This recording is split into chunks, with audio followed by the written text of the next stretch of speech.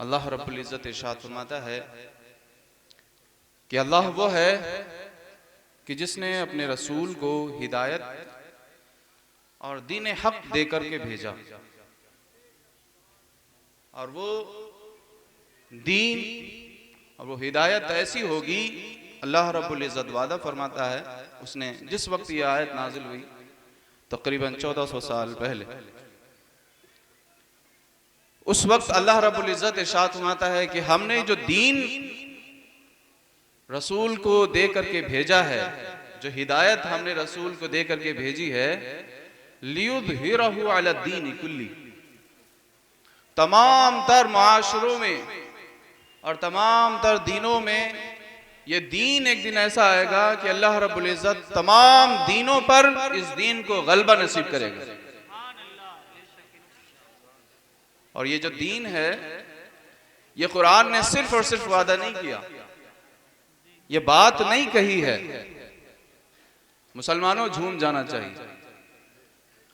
और जिसकी बुनियाद, जिस इदारे की बुनियाद रखी जानी है, इंशाअल्लाह ये इदारा भी इसी चीज की गवाही देगा कि जिस दीन के बारे में अल्लाह रब्बुल इज़्ज़त ने इरशाद फरमाया कि जिस दीन को दे करके हमने रसूल को भेजा है, वो दीन ऐसा है कि हम इसको तमाम अदियान पर, तमाम दीनों पर हम इसको गालिब करके दिखाएंगे। और ये हुआ है। मुसलमानों, झूम जाना चाहिए। अगर आप तारीख पढ़ेंगे तो आपको मालूम होगा, तारीख गवाही देगी कि ये दीन गालिब आया, और ऐसा गालिब आया कि आज इंसानी माशरा और इंसानियत जिस इर्तिका पर है, उसमें एक बड़ा और बुनियादी हिस्सा अहले इस्लाम का और दीन इस्लाम का है। ये बात सिर्फ एक दावा नहीं है, बल्कि आप तारीख पढ़िए। इंसानी तारीख अगर आप पढ़ेंगे तो बहुत सारी तारीखें आपको, एक बात मैं जरा अर्ज कर दूं कि मेरी जो गुफ्तगू होगी वो थोड़ी सी खुश्क होगी, चीखने चिल्लाने वाली तो शायद ना हो सके, और लेकिन जो बात मैं आपसे कह रहा हूं, अगर आपने उसको अपने दिल में उतार लिया तो इस महफिल का हक अदा हो जाएगा। आपका आना कबूल होगा और उसका हक अदा होगा। और यहाँ पर खुसूसी तौर पर मौलाना राशिद मरकजी साहब ने जो कोशिश की है, इसका रिजल्ट भी इंशाअल्लाह नजर आएगा। तो मेरी जो गुफ्तगू थोड़ी सी खुश्क होगी, लेकिन समझने की जरूर कोशिश कीजिएगा। ये जो रसूल सल्लल्लाहु अलैहि वसल्लम तशरीफ लेकर के आए, जब ये आए तो उससे पहले की तारीख को अगर आप पढ़ेंगे तो आपको महसूस ये होगा कि एक दुनिया एक अलग रविश पर चल रही थी, इंसानियत अलग रविश पर चल रही थी। और फिर उसके बाद में जब रसूलुल्लाह सल्लल्लाहु अलैहि वसल्लम की आमद हुई और इस दीन को गलबा, और जब ये दीन आया तो उसके बाद से ये जो दुनिया फैज़याब हुई है, तो आप देखेंगे कि जो तरक्की इंसानियत ने कभी नहीं की थी, 2000 साल में जितनी तरक्की नहीं की थी, इधर 1000 साल में वो तरक्की इंसान ने 10 गुना ज्यादा की। एक तारीख को अगर एक बड़े पैमाने पर, बड़े फ्रेम पर अगर आप जूम आउट करके देखेंगे, तब आपको ये फर्क महसूस होगा। ये बात सिर्फ दावा नहीं होगी। और रसूल अल्लाह सल्लल्लाहु अलैहि वसल्लम जो आए, वो कैसे आए, उनकी आमद का चर्चा तो अहले इस्लाम, अरे अहले ईमान करते ही हैं,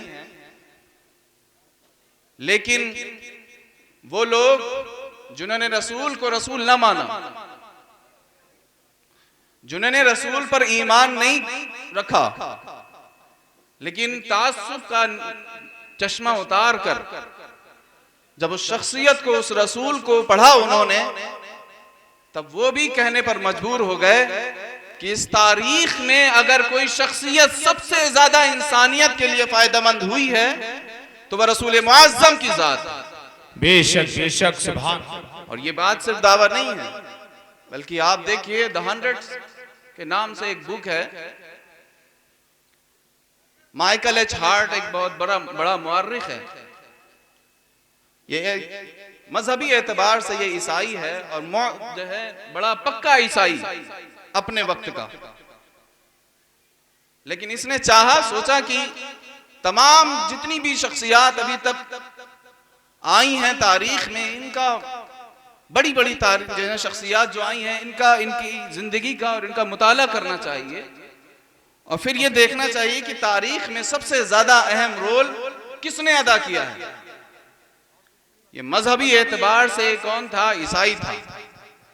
लेकिन जब इसने मुताला शुरू किया और इसने सोचा कि अब इसको किताबी शक्ल दी जाए, तो इसने जब किताबी शक्ल दी तो उसने 100 लोगों को, ऐसे 100 लोगों को पाया।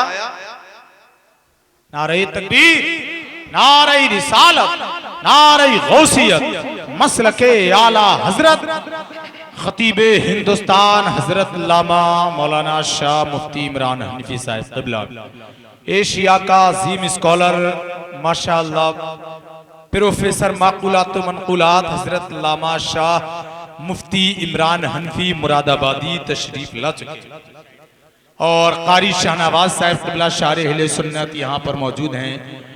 शारे अहले सुन्नत शबाब रजा साहब क़िबला मौजूद हैं। शारे अहले सुन्नत मौलाना नदीम साहब यहाँ मौजूद हैं और हजरत अल्लामा मौलाना अब्दुल माजिद साहब क़िबला वो यहाँ मौजूद हैं और भी बहुत सारे शोरा आने वाले हैं। लेकिन खिताब बहुत जल्द हजरत अल्लामा मुफ्ती इमरान हनीफी ही का होगा।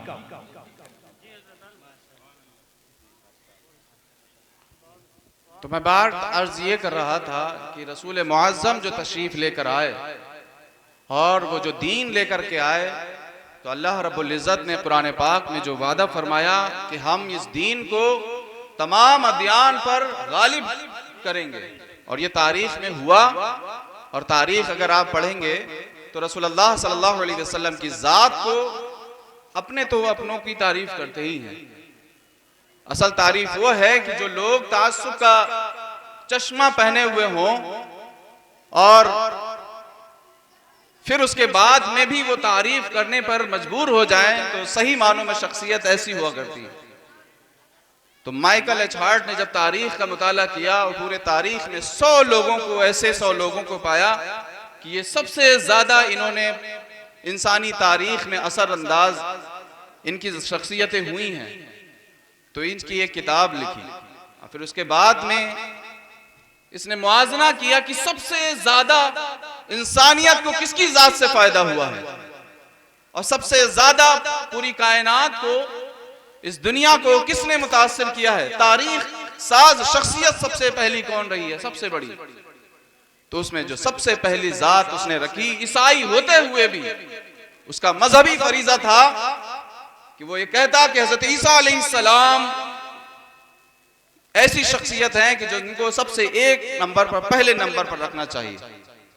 लेकिन नहीं, कहते हैं ना कि अल्लाह रब्बुल इज़्ज़त ने ये पहले ही से पैमाना तय कर रखा था कि इस शख्सियत को, इस दीन को अल्लाह गालिब करके रखेगा। तो जब उसने ये रैंकिंग की तो उसमें सबसे पहली जात रसूलुल्लाह सल्लल्लाहु अलैहि वसल्लम की थी। और सिर्फ उसने ये बात ऐसे नहीं कह दी, उसके बाद में उसने ये दावा किया उस बुक में, वो कहता है कि लोग मुझसे ये कह सकते हैं कि मैं ईसाई होकर के ईसा अलैहिस्सलाम को सामने रखा जाना चाहिए था। कहता है कि नहीं, लेकिन जब मैंने तारीख का मुताला किया तो मजहबी एतबार से और माशी एतबार से और इंसानी जिंदगी के जितने पहलू हो सकते हैं, उन तमाम में सबसे बेहतर लीडर अगर कोई हो सकता है तो मोहम्मद सल्लल्लाहु अलैहि वसल्लम की जात। बहुत अच्छा हजरत, माशाअल्लाह, मौलाना बिलाल साहब जिंदाबाद। तो ऐसे लोग और ऐसी बहुत सारी फहरिस्त है कि अगर रसूलुल्लाह सल्लल्लाहु अलैहि वसल्लम की जात पर बात आ जाए तो लोगों ने माना है और तारीख ने माना है। ये तो बात उस रसूल की हो गई जो दीन लेकर आए। लेकिन अगर इस दीन की बात की जाए तो आप देखेंगे कि इंसानी तारीख में सबसे अजीम तारीख अगर किसी कौम की है, किसी दीन की है, किसी मजहब की है, तो वह मजहब इस्लाम और दीन इस्लाम की हुई है। आप में से अभी कुछ लोग 60 साल के होंगे कुछ लोग होंगे अल्लाह रब्बुल इज्जत इनकी उम्र और बढ़ा दे। लेकिन इनसे अगर इनका वक्त पूछा जाए कि अभी ये बचपना इनका था और अब बुढ़ापा आ गया है, ये दौरानिया कितना लगता है आपको, तो वो कहेंगे, आप जो होंगे 60 साल के वो अंदाजा करें, वो कहेंगे कि अभी कुछ सालों पहले ही तो, कुछ दिनों पहले की तो बात है और आज दुनिया इस मकाम पर पहुंच गई है। तो 60 साल का अरसा कोई ज्यादा अरसा नहीं होता है और उन्होंने बहुत सारी तब्दीलियां भी देखी होंगी। लेकिन जब ये दीन आया तो ऐसे माशरे में आया कि जहां पर रसूलुल्लाह सल्लल्लाहु अलैहि वसल्लम ने जब बुलंद कलमा किया तो उस वक्त हाल ये था कि रसूल मुअज़्ज़म सल्लल्लाहु अलैहि वसल्लम को कुछ दिन लोगों से बात करने के लिए, उस मजहब से गुफ्तगू, मजहब के बारे में गुफ्तगू करने के लिए एक घर के अंदर पनाह लेनी हुई थी, दारे अरकम में।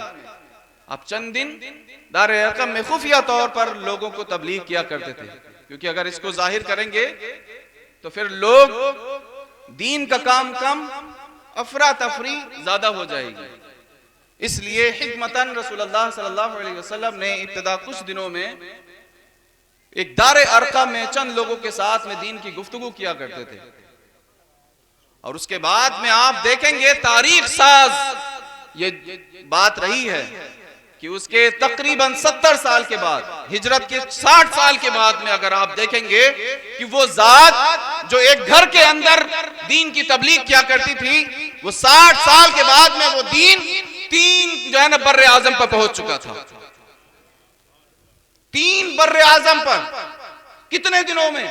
सिर्फ 60 साल में। यह अजीम तारीख है मुसलमानों, तुमको इस पर नाज करना चाहिए, अपने दीन पर नाज करना चाहिए, अपने रसूल पर नाज करना चाहिए। ये दीन इतना अजीम है कि जिन्होंने इसको कबूल किया, ऐसा कबूल किया कि जिनके ऊपर दुनिया की सारी आफतें आ जाएं, वो एक तरफ इस दीन से हरफे अंगुश्त जुदा नहीं हुए। जुल्म ज़्यादती हुई इनके साथ में। हजरत बिलाल रज़ी अल्लाह ताला ने जब इस्लाम कबूल किया तो इस्लाम को इस तरह से पकड़ा कि उनको हजरत हस्सान बिन साबित कहते हैं कि जब मैं इस्लाम लेकर के नहीं आया था तो उससे कुछ दिनों पहले मैं मक्का में आया था और सुना था कि हाँ एक कोई शख्सियत है जिन्होंने इस्लाम का एक नए दीन का दावा किया है, नबी होने का दावा किया है। तो वो इब्तिदाई दिन थे, उन्हीं दिनों में मैं हज के लिए या उम्रे के लिए आया हुआ था। तो मैंने देखा कि वहां पर मक्का की गलियों में एक सियाहफाम गुलाम को नंगा करके कुछ लोग बरहना उसके पैर को बांध करके खींच रहे हैं और पीछे कुछ शरारती बच्चे उसके ऊपर जो है ना उस गुलाम के ऊपर पत्थर मार रहे हैं। और जब मैं कहते हैं कि मैं जब उस गुलाम उन लोगों के पास में गया तो मैंने सुना कि वो कहते हैं कि इस दीन से, लोग उससे कह रहे हैं कि इस दीन से हट जाओ और हटने के बाद में तुम्हारी जान बख्शी भी होगी और तुम्हारे मकाम मर्तबे को भी बुलंद किया जाएगा। कहते हैं कि उस गुलाम ने सिर्फ और सिर्फ एक ही बात कही, अल्लाहु अहद अल्लाहु अहद अल्लाहु अहद, अल्लाह ही हक एक है, अल्लाह के सिवा कोई माबूद नहीं। जब उस दीन पर उन्होंने इस तरीके से जब बात रखी तो उसके बाद में हजरत बिलाल रज़ी अल्लाह ताला जो वो गुलाम थे, कोई और नहीं, हजरत बिलाल रज़ी अल्लाह ताला, उनके पास में मौके थे। शरीयत ये इजाजत देती है कि जब जान पर बनाए तो बज़ाहिर कुफ्रिया जुमला कह दो, लेकिन नहीं, उन्होंने दीन को थामा तो ऐसा थामा कि अब जान निकल जाए, ईमान हमारे दिल से नहीं निकलना चाहिए, रसूलुल्लाह सल्लल्लाहु अलैहि वसल्लम की मोहब्बत दिल से नहीं निकलना चाहिए। फिर उसके बाद में हजरत खुबैब बिन अर्त, ऐसी हजारों सैकड़ों मिसालें सहाबा इकराम की कि जब उन्होंने दीन को थामा तो ऐसा थामा कि दीन दुनिया के साथ में सब कुछ भूल गए और सबके साथ में सिर्फ और सिर्फ एक बात रखी कि हाँ रसूलुल्लाह सल्लल्लाहु अलैहि वसल्लम के दामन में ही आफियत है और इसी दीन के जो है ना दामन में ही हमारी आफियत है। और उसके बाद में देखें ये दीन, हजरत उमर रज़ी अल्लाह ताला खुद फरमाते हैं कि जब आप अमीरुल मोमिनीन बने, खलीफा बने, तो कहते हैं, एक दिन कहते हैं जैसे ही उनके पास में खबर आई कि फला बर्रे आजम पर, फला मुल्क में इन मुसलमान फतयाब हुए हैं, तो उन्होंने शुक्रगुजारी की और उसके बाद में कहते हैं कि अल्लाह का शुक्र है कि हमको ऐसा दीन दिया कि उमर को इस तरह से बदल दिया कि ये वही उमर है कि कुछ दिनों पहले जब वो इस्लाम लेकर के नहीं आया था तो इस उमर के बाप ने, वालिद ने उससे कह दिया था कि चंद ऊंट एक लाइन में कर दो।